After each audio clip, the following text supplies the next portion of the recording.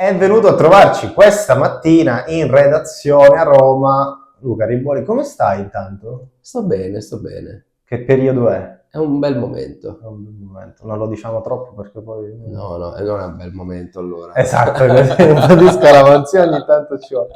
Luca, io ho tante domande da farti, tante curiosità. Volevo partire, noi ci eravamo visti poi alla festa del cinema di Roma per Miss Fallaci, c'era stato poi il siparietto anche con Miriam, però io adesso oggi volevo chiederti un qualcos'altro. Tu sei stato direttore del festival dell'Ottobre Alessandrino, di questa manifestazione che ha un po' preso tutto il mese di ottobre per rilanciare questa forma d'arte che è il cinema in una città che, come ha detto lo stesso sindaco, ha un'importanza, diciamo, dà un'importanza al cinema particolare. Dici un po'. Sì, insomma, mi hanno proposto di fare direttore dell'Alessandria Film Festival e siccome c'è una tradizione cinematografica, soprattutto anche legata al cinema della critica cinematografica, c'è un altro festival importante che si chiama Delio Ferrero, allora ci siamo un po' parlati, mi è venuta l'idea di unire le forze, di fare di questi due festival un unico contenitore e ci ha preso la mano, come capita in questi casi, e abbiamo fatto un festival che dura un mese di eventi che in una città di provincia sono stati un momento di grande passione. Quindi abbiamo fatto un festival unico che sicuramente dovremo ripetere, troveremo la formula, però è stato un mese in cui gli alessandrini si sono sentiti al centro di qualcosa di importante. Io leggevo che molti addetti un po' ai lavori e non hanno definito questa iniziativa come qualcosa che potesse, diciamo, effettivamente rilanciare il territorio. È vero? E come, secondo te? Sì, sì, è vero perché la cultura lo rilancia, non c'è niente da fare. E siamo stati attenti a fare anche un programma che un po' raccontasse il territorio, un po' portasse nel territorio la voce invece di Roma, di Milano, insomma della nazione in qualche modo. E quindi questo intersecamento, questo dialogo ha attivato quello. Abbiamo parlato dei vini del territorio, delle tradizioni cinematografiche del territorio, è venuto appunto da Steve Della Casa a Daniele Lucchetti, a giovani promettenti da adesso, da Pierpaolo Spollona a Pilar Fogliati, è passato Pif, Daria Vignardi, cioè, ha fatto sceneggiatori importanti come Giulia Calenda, Furio Andreotti, Renato De Maria a ripresentare il suo film Paz, Stefano Senardi, discografico, produttore di Franco Battiato. Esatto, ha fatto il documentario con Marco Spagnoli, Esatto, sì, esatto. sì, sì. Adesso poi ne uscirà un altro, credo, su Pino Su Daniele, Pino che ha Daniele, lanciato, esaltatissimo. insomma, bei nomi. Però ti avevo accennato, questo ne avevamo parlato un po' alla Festa del Cinema di Roma, perché comunque questo è importante, parlare dell'universo festival oggi. È una cosa che poi a me interessa personalmente tanto, cioè in un mondo in cui paradossalmente spesso i film non vanno ai festival, Mm. vanno direttamente su delle distribuzioni, piattaforme, ancora prima di... Voi invece rilanciate, voi lavorate, quindi anche un tuo parere personale sull'importanza di... perché comunque ne nascono, nonostante tutto, Sì, festival sì, sì. sempre tanti. Ma l'idea che lì, sai, anche il fatto di accordarci questa tradizione della critica, in un qualche modo ti attiva anche il fatto che non fai solo vedere i film, ma ne parli anche. Allora, riraccontare il cinema, riraccontarlo, è un fattore importante, proprio perché c'è un fatto di passaggio generazionale anche, no? Quindi ci sono proprio dei giovani che si ritrovano a vedere dei film perché gli vengono gettati dalla piattaforma, eccetera, senza sapere che c'è dietro un processo di creativo e produttivo. Sì, se lo immagino, ma non come te lo immagini veramente quando lo fai. E quindi quelle invece sono delle occasioni per far vivere veramente sul pubblico giovane e sull'altro un po' rivedere le star o insomma, chi fa il mestiere veramente, e dall'altra incentivare i giovani a appropriarsi di questo mezzo. Abbiamo organizzato una cosa meravigliosa, è stata una partecipazione grandissima, uno script contest con i ragazzi delle scuole, ci sono stati 110 partecipanti ed è stata una cosa emozionante. Io ho cercato di farli agire in una giornata nella città e così è venuto. C'erano appunto Giulia Calenda e Furio Andreotti a osservare questa roba, erano commossi vedere questi ragazzi che parlavano, cercavano di trovare il soggetto da proporre. Si trattava di comporre un soggetto cinematografico su un tema che abbiamo dato la mattina. Ah, E vederli poi dalle 3 del pomeriggio alle 5 e mezza, un quarto alle 6, quanto è durata la cosa, che c'era un portavoce che parlava per gli altri, che esponeva un soggetto davanti a ragazzi di 14, 15 anni, 16, 17, che esponeva davanti a loro queste cose. Loro erano affamati di vedere come i giovani vedono il cinema, come lo affrontano, quali sono le storie che vogliono raccontare. È stato un momento meraviglioso. E questo si è potuto fare grazie a quello grazie che a dici tu, quello. data il festival. Il festival ti permette di approfondire le cose e noi sappiamo che sono i momenti che non abbiamo più. L'approfondimento è un momento in cui si riattivano e si dà la possibilità a qualcuno di fare delle scelte. Si mette in moto banalmente la testa, che Esatto, in un mondo esatto. in cui l'intelligenza artificiale sostituisce. Quindi comunque, che ne pensi tu invece di questa poi, chiamiamola bulimia di mercato delle piattaforme, dove è un discorso un po' diverso, però c'è tanta scelta, poi il problema è che non c'è scelta, nel senso che non Lo si so, sceglie. per quello secondo me la funzione di questi festival dovrebbe essere proprio quella di indirizzare, no? In qualche modo anche di riscoprire. Non è per forza che devi far vedere il film nuovo, ultimo uscito. Ci può essere anche l'occasione di creare dei racconti. Io ho fatto quello in questo festival, cioè c'era un racconto. Sarà che è una deformazione professionale, ma ho cercato di dare un racconto al festival continuamente, cioè non c'era mai niente che non era pensato, che non avesse una specificità, in modo che la gente potesse entrare e capire di che cosa stavo parlando. Non era secole. Io ho partecipato negli anni anche da ragazzo a cose dove entravi e se non eri preparato non capivi di cosa parlavano. E questo è un Questo è il problema. E problema. invece lì ogni volta, e mi sono anche quando mi sono criticato, quando non ce l'ho fatta, si è trattato invece di arrivare lì e aiutare la gente a capire di cosa parlavamo, portarla dalla nostra parte e quindi dialogare con loro, farli partecipare, farli introdurre in mondi che neanche magari immaginano. E il festival ha funzionato che eravamo un po', poi sempre di più, da metà festival in poi abbiamo dovuto ripensare tutte le location. È stato un lavoro disumano per la gestione degli spazi, anche degli accordi o delle aree pubbliche. Il comune ci ha aiutato ovviamente perché non ci le persone continuavano a crescere e ogni volta non volevamo mandarle via. Sì, sì, sì. Ma tu, perché si dice sempre che i direttori dei festival durante il festival già lavorano a quello successivo, allora che è vero, è È così. verissimo. Sì, sta accadendo questo, io dovrei anche occuparmi di altro, tu sai benissimo che il mio Certo. lavoro è un altro, Vabbè, ma a noi infatti, piace fare tante cose. esatto. Nel fare tante cose, adesso sono concentrato ovviamente su una parte che riguarda il mio lavoro, ma devo far partire tutti i ragionamenti e tirare le fila del festival di adesso per attivare quello nuovo, perché ovviamente là si aspettano che l'Ottobre Alessandrino ritorni.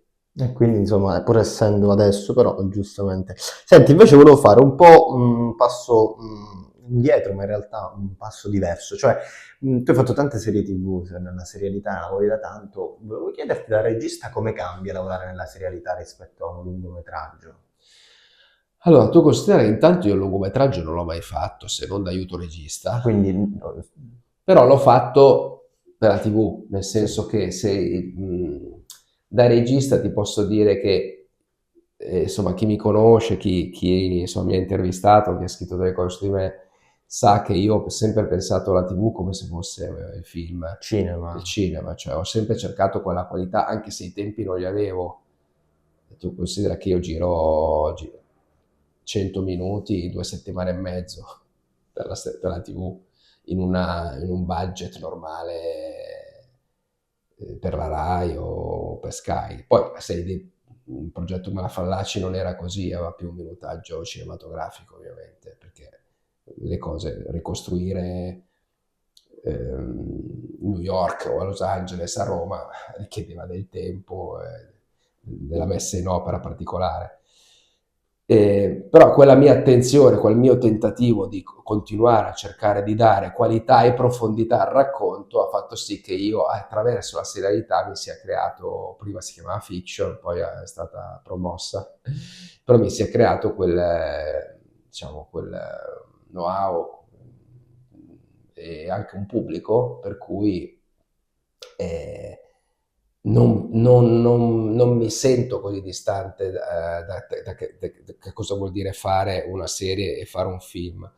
Sono più le opportunità che fanno di questi due mondi due cose diverse, sono due linguaggi di marketing diversi, hanno esigenze di gestazione diverse. Nel film entri più nella scrittura, nella serialità è un po' un contenitore che erediti, e quindi la novità è più che altro quella, cioè diciamo che nel film hai più la possibilità di essere un po' più autore che nella serialità, dove i comparti sono un po' più definiti. Però sulla base di quello che hai detto prima, quindi tu sei uno di quelli pro a portare la serialità al cinema, spezzettandola eventualmente. Ma sì, tra l'altro, guarda, non capisco perché non si faccia. Che c'è ancora un po' di... Cioè, si è fatto negli ultimi anni con alcuni grossi autori, Bellotti, insomma. Sì, sì, infatti, si possono, non so quale tipo di selezione si potrebbe fare, il problema è quello che hai detto tu, c'è troppa roba in giro in generale, cioè se già i film sono tanti e non si riescono a mettere in sala, pensa se addirittura la sala viene occupata dalle serialità.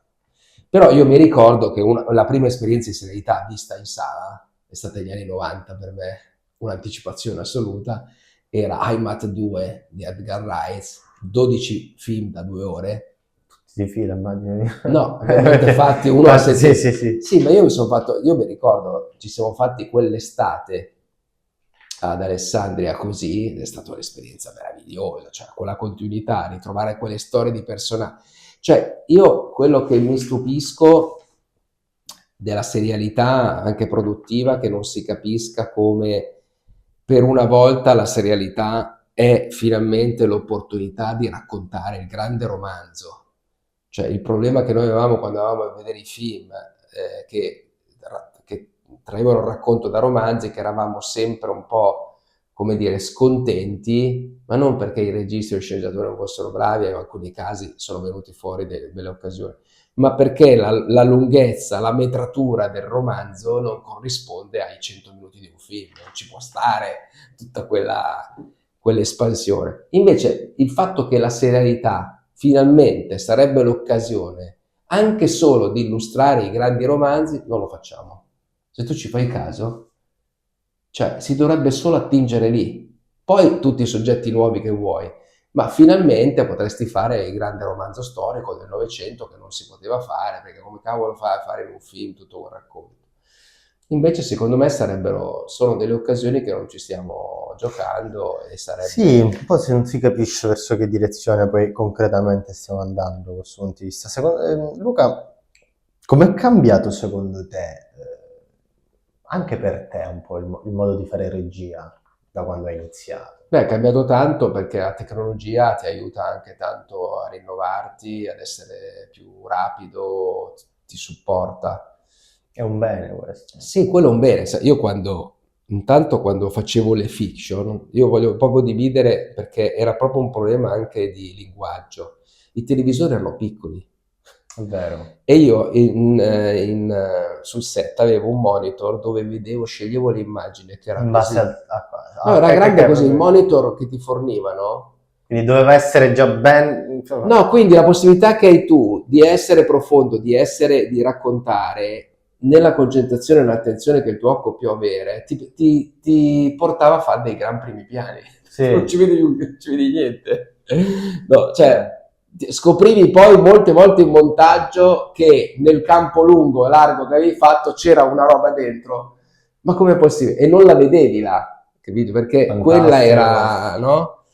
Se tu vai addirittura a prima che i monitor non c'erano, quando i registi allora, però loro, sai, vedevi la scena, sapevi che poi la vedevi i giornalieri sul grande schermo e notavi il problema, invece noi no, noi non avevamo quella possibilità, quindi io sono partito da un racconto che io parlo un po', era come montare delle figurine di faccette, sostanzialmente la televisione fino alla prima metà degli anni 2000 era quella cosa lì, cioè i televisori erano piccoli, poi sono incominciati ad ingrandire i televisori e anche a noi ad avere dei monitor su set di un certo tipo, e quindi potevi dire, cavolo, anche noi possiamo contribuire a fare un racconto cinematografico, sì. di respiro, di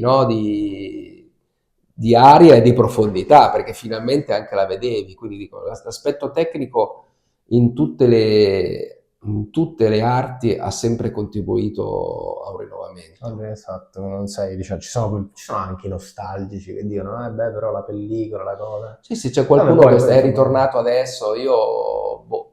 bisogna anche poterselo permettere, in un Sì, sì, certo sì. senso. Ma domande che facciamo sempre qui al corner, da cui non posso esimermi, chi sono i tuoi miti registici, quelli che poi... Ma sono tanti, però, facciamo l'elenco.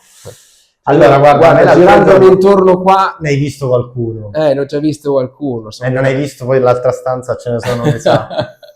Lo so, però sai, come quando ti chiedono, e poi dopo te lo chiedo, però te lo anticipo, quindi te lo sto anticipando, però un po' i migliori film, no? Alla fine quei 2 o 3, è difficile, però quelli che proprio ti Vabbè, vengono... comunque ti dico, i miei registi, io sono stato uno che è cresciuto con i grandi autori, però poi io mi sono molto appassionato all'esperienza film, anche da ragazzo, cioè non mi sono...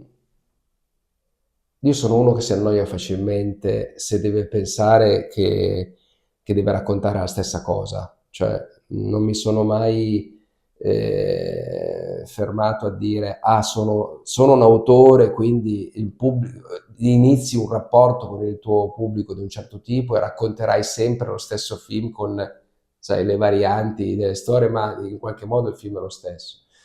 Per me è iniziata la carriera in un altro modo e attraverso la serialità io ho potuto ogni volta raccontare mondi diversi, ma anche in toni diversi.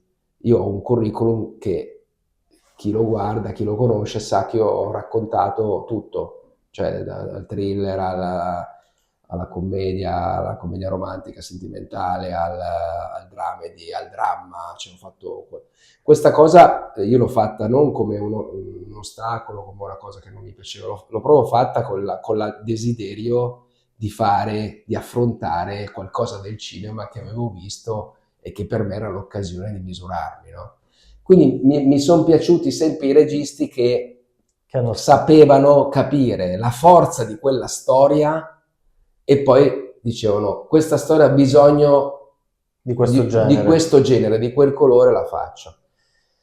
Quindi sono soprattutto registi non europei in quel senso. Ah. Quindi magari il mio preferito è sicuramente Peter Weir, che era australiano, però Sidney Pollack, dei registi americani. Poi devo dirti che lo stesso Tarantino, pensa alle cose che ha fatto nel suo linguaggio, oppure secondo me dei registi che sono stati fondamentali come Kieslowski o François Truffaut, ma Fellini prima di tutto in Italia, Pietro Germi per la commedia. Però pensa a Pietro Germi, è una commedia sì, ma sempre finalizzata al tipo di regione che andava a raccontare, cioè era uno che riusciva a entrare in qualunque mondo, è entrato perfettamente e meravigliosamente nel mondo siciliano, 2, 3 film capolavoro, nel mondo veneto, nel mondo romano, nel mondo genovese. Anche cioè, lì sapersi un po', cioè saper sperimentare adattando. sì, e anche lì loro, se ci pensi, sono passati dal film melodrammatico alla commedia, cioè c'è stato anche lì un passaggio che è la trasformazione dei tempi e quindi sapere anche sentire quali sono le, le antenne, no, del linguaggio della società, perché il film dovrebbe poi corrispondere a quello. Se noi parliamo alla gente dobbiamo sapere un po' coinvolgerla, quindi sono molto attirato da tutto quello che è un film che a prescindere dal genere che fai riesce a raccontare il presente. Luca, in chiusura, te l'avevo anticipato, c'è quel film del cuore a cui sei legato, quello che ti ha cambiato la vita o che ti ha, insomma, quello tipo, ok, voglio fare questo lavoro. Tutti hanno, diciamo, più o meno, no? Beh, secondo me 8 e mezza. Che poi in realtà sono due cose diverse, il film del cuore o il film che ti ha fatto capire. Allora, il film come regista sicuramente, dove io ogni volta che lo vedo capisco cose nuove, ho per mezzo i Fellini, ma molti film di Fellini in generale, o molti film di questi registi che hanno 3-4 livelli di... Appunto, a Venezia ho visto Master and Commander di Peter Weir, che gli hanno dato prima la carriera. È un film incredibile e penso di averlo capito per la prima volta dopo 6 o 7 volte che l'ho visto, cioè per dire che si rinnova sempre il linguaggio, sono film che non passano. Poi ho dei legami sentimentali a Come eravamo di Sidney Pollack con Robert Redford e Barbara Streisand. E poi moltissimi film, appunto la trilogia di Kieslowski o Signore e Signora di Pietro Germi, C'è uno che Pulp preferisci? Fiction di Tarantino, cioè per dirti... Sì. Vabbè, però 8 e mezzo mi sembra che... Sì, Insomma, è una summa di quello che può essere, che secondo me è il cinema, che è divertimento, anche tecnica in quel caso, secondo tecnica me. pazzesca, grande rispetto sempre della bellezza, della qualità, grande rispetto del pubblico perché c'è comunque una trama anche coinvolgente, c'è un protagonista che si chiede, cioè una ricerca di identità, ci sono tanti temi, il passaggio dalla vita adolescenziale a quella adulta, che è un tema che non riguarda solo il Novecento, ma che riguarda anche questo secolo, quindi è un film che rimane sempre attuale in quel senso. E con una ricerca di linguaggio sempre nuova, un gran divertimento, cioè quello è la cosa che mi piace del cinema, cioè la sfida successiva. Per cui dei registi contemporanei ti posso dire Cuarón, Inarritu, cioè tutti quelli che prendono il cinema come un grande momento per sfidarsi, per sfidare il racconto, io li ammiro. Inarritu fa tutto lui, è una cosa folle quella, con le musiche si fa lui, il montaggio. Luca, allora ci rivediamo prima del prossimo ottobre. Ti riaspettiamo al nostro Grazie mille. Grazie a voi, grazie a voi.